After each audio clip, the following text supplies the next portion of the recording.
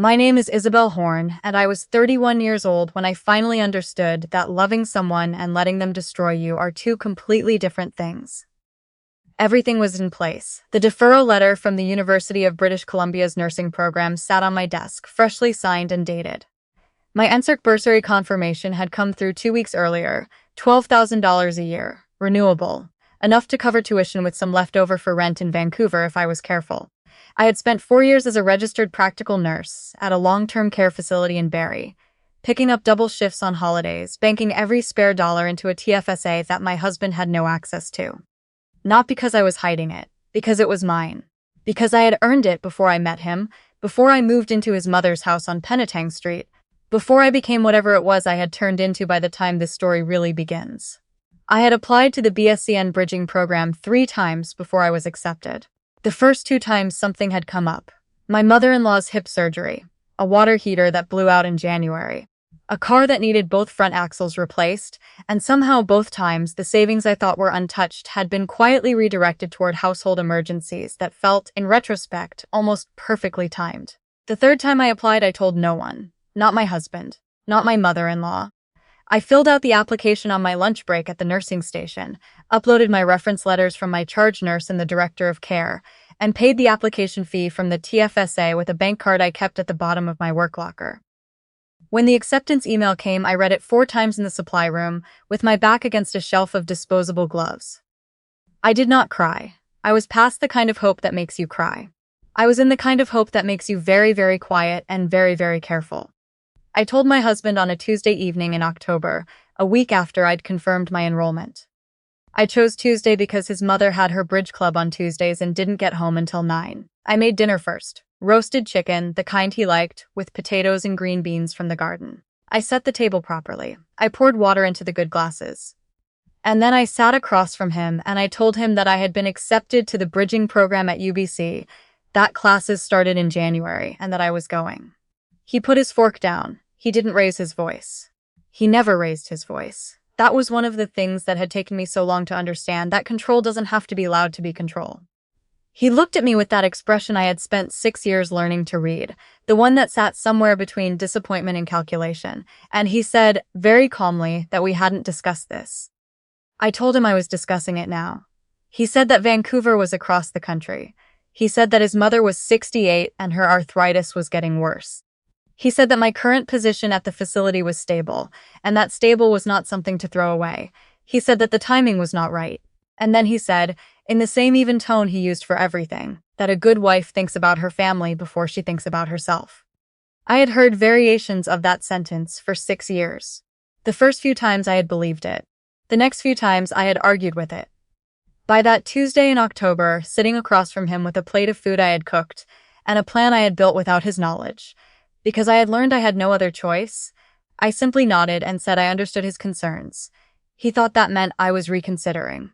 I was not reconsidering. What I was doing was calculating how many weeks I had before the January start date, and how much of what needed to happen could happen quietly, without triggering the version of him that went to his mother. His mother was the part I hadn't fully accounted for. She came home that Tuesday at 9:15, and he had clearly been waiting for her, because I heard them talking in the front hallway for a long time before she came into the kitchen where I was washing up. She was a small woman, always dressed neatly, hair always done, the kind of woman who expressed disapproval through tone rather than volume, through pauses and sighs, and a particular way of folding her hands in front of her when she was about to say something she had already decided on. She folded her hands and she told me that Vancouver was very far away, that her son had needs, that this house had needs, that she had always imagined her son's wife would be someone who understood the meaning of family commitment. I asked her, very politely, to clarify what she meant. She said that she had raised her son to expect a partner who would be present, not gallivanting across the country chasing credentials she didn't need for a job she already had. I said goodnight and went upstairs. I lay in bed that night, and I thought about the TFSA. $12,432. I had checked the balance that afternoon from my phone. I ran numbers in my head. UBC tuition for the first year after the bursary. Around $4,000.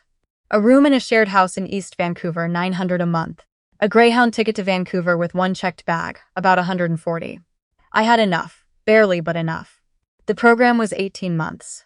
The bursary renewed if I maintained a B average, which I would, because I had always maintained a B average, and I had been doing it while working 12-hour shifts. I fell asleep doing math and woke up feeling something I hadn't felt in a long time.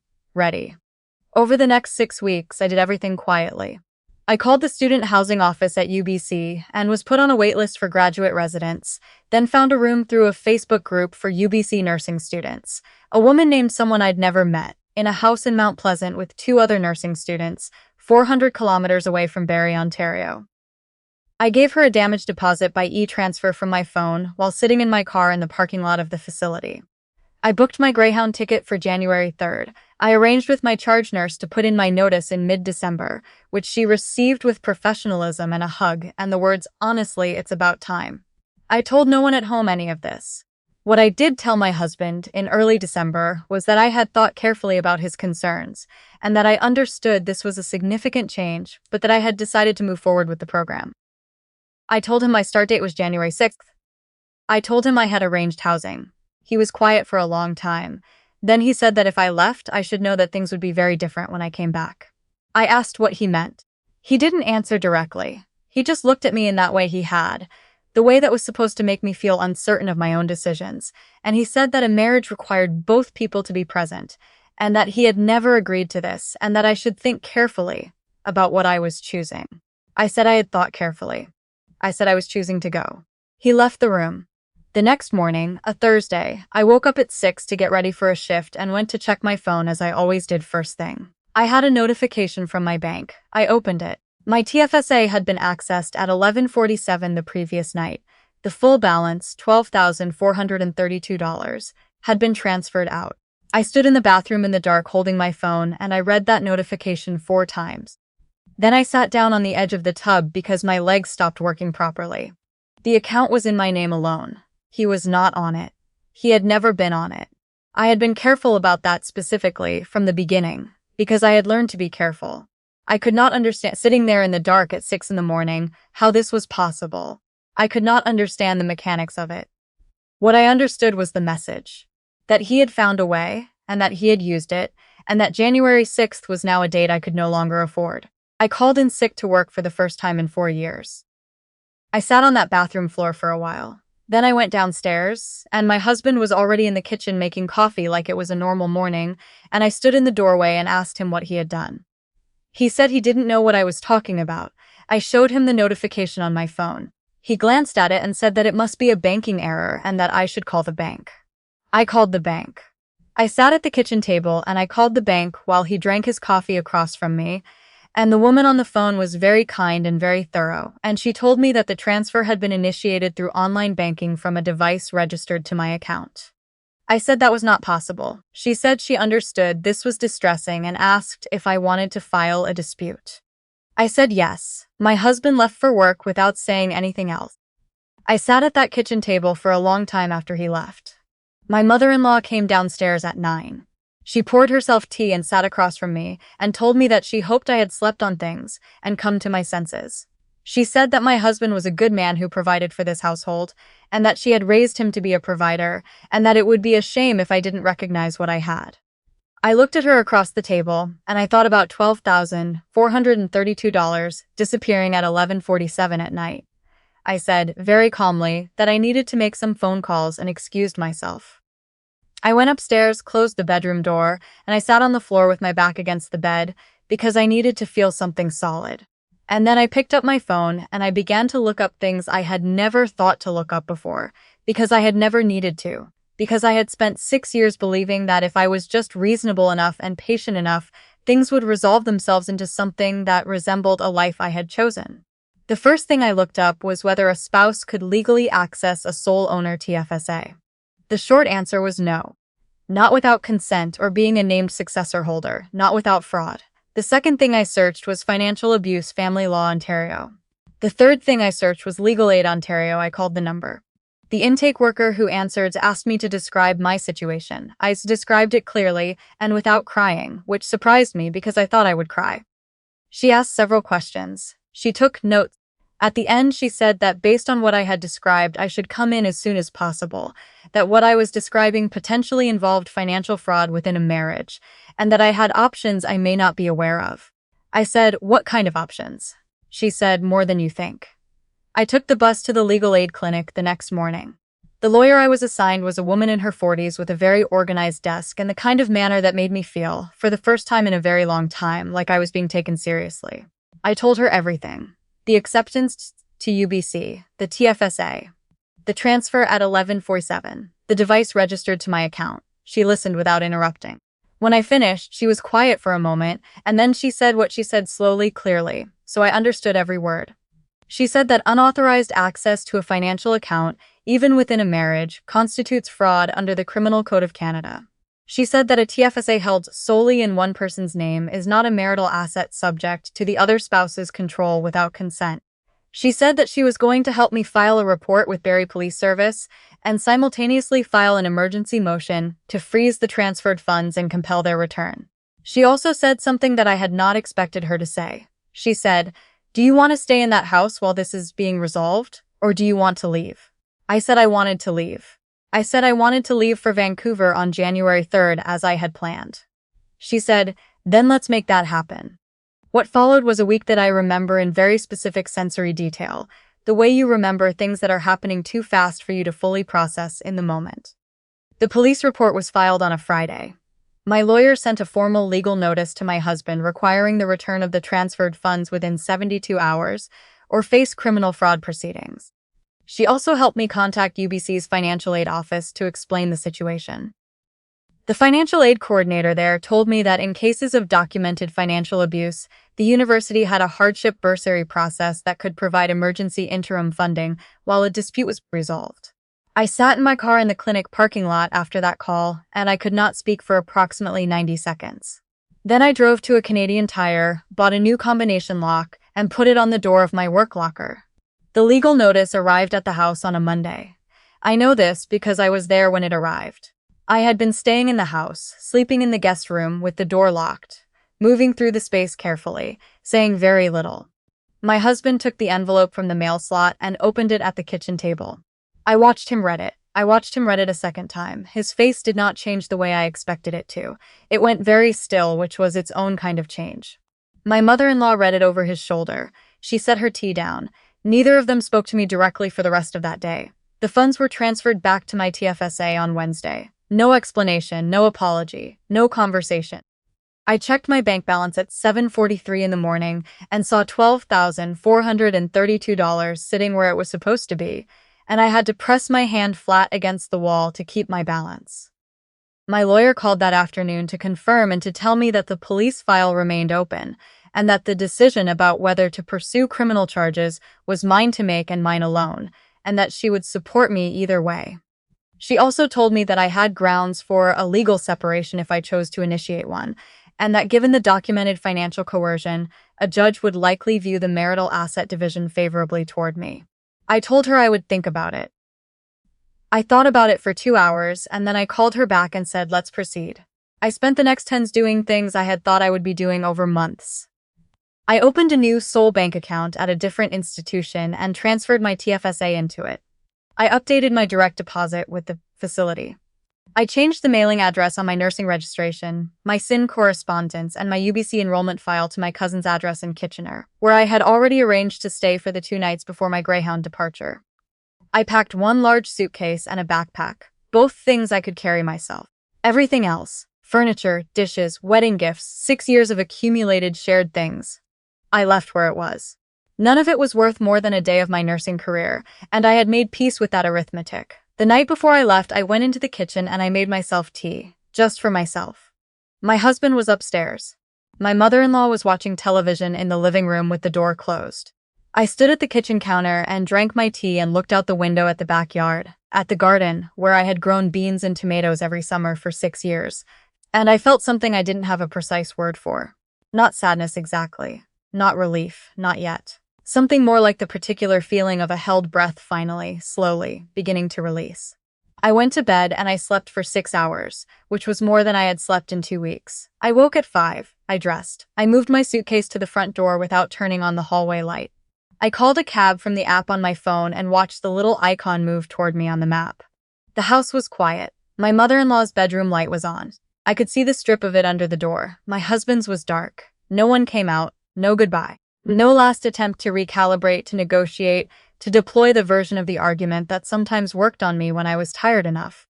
Just the house in the dark and the sound of the cab arriving at the curb. I picked up my suitcase. I looked at the hallway, at the coat hooks with his jacket still hanging from it, at the stack of his mother's magazines on the hall table, at the framed photo of the two of us at Niagara Falls from the year we got engaged, when I had still believed that wanting things from someone was the same as being loved by them. I opened the door. I stepped out. The January air was the kind of cold that sharpens everything, the kind that makes the inside of your nose sting on the first breath. There was a bit of snow on the steps, and I was careful going down them, which I thought was very like me, being careful even at the moment of leaving. The cab driver put my suitcase in the trunk. I got in the back seat.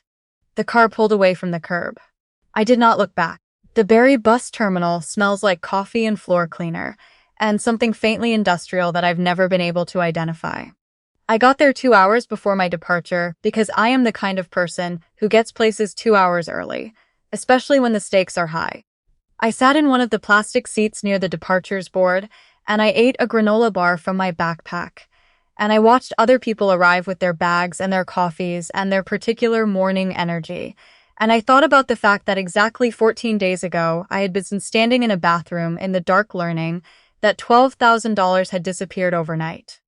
I thought about the woman from the legal aid intake line who had said, "More than you think."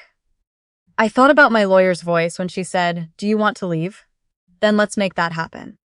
I thought about the financial aid coordinator at UBC who had not sounded surprised or skeptical or inconvenienced, who had simply said, "I'm going to connect you with our emergency hardship team today. Can you send me the documentation your lawyer has?" I thought about all the people whose jobs, it turned out, were specifically to help people in exactly my situation, and how I had not known they existed until I needed them, and how I might have gotten to 50 without knowing they existed if I hadn't sat on that bathroom floor and decided to start searching. My bus was called at 8:20. I picked up my backpack, collected my suitcase from the check-in counter, and walked to the departure gate. There was a transport agent at the door checking tickets, a woman about my age with a clipboard and a high-visibility vest, and she scanned my ticket on her handheld reader and then looked up at me and paused. She asked if my name was Isabel Horn. I said yes, and my stomach did what stomachs do when someone you don't recognize knows your name at a moment when your life has just been through the kind of sequence it had been through. She said that she had processed a ticket cancellation about 3 weeks ago with my name on it. A one-way to Vancouver. She said the system had flagged it as unusual, a same-day cancellation on a fully paid ticket, and that she remembered it because she had wondered what had happened. I looked at her. I said very briefly that it was a long story, but that I was leaving now. She looked at my ticket. She looked at my face. She smiled, a small, real smile, the kind that means something. She said, "Good for you. Have a safe trip." She handed me back my ticket, and I walked to the bus, and I got on, and I found a window seat, and I put my backpack on my lap, and I watched Barrie pull away through the glass. I studied in Vancouver for 18 months. I graduated with a Bachelor of Science in Nursing, with distinction. I now work in a medical unit at a hospital in New Westminster, and I have an apartment with a view of the Fraser River that is entirely, completely, verifiably mine. My name is the only name on the lease. My name is the only name on the bank accounts. The student in the room next to me in the Mount Pleasant house, a woman who is studying to be a nurse practitioner, has become one of my closest friends. She knows the whole story. She listened to it over instant noodles on the kitchen floor of our shared house one night in February, about 6 weeks after I arrived, and she didn't say anything for a while when I finished, and then she said, "You should be really proud of yourself." I have thought about that sentence more times than I can count. The legal separation was finalized 14 months after I left Barrie. I did not attend the proceedings in person. My lawyer handled everything by correspondence. The financial records, including the documented unauthorized transfer and the police report, were part of the file. The settlement was what my lawyer had predicted, fair to me in a way that the previous 6 years had not been. I won't say more than that because I don't need to. My mother-in-law sent me one email 4 months after I left. It was 4 sentences. The first said she hoped I was well. The The second said that her son was struggling. The third said that she had always thought I was a sensible woman and hoped I would remember what a family meant. The fourth said that there was always room for me to come back and do the right thing. I read it once. I did not respond. I moved it to a folder I keep for documentation purposes, and I closed my laptop and I went for a run along the river because it was a Tuesday in May.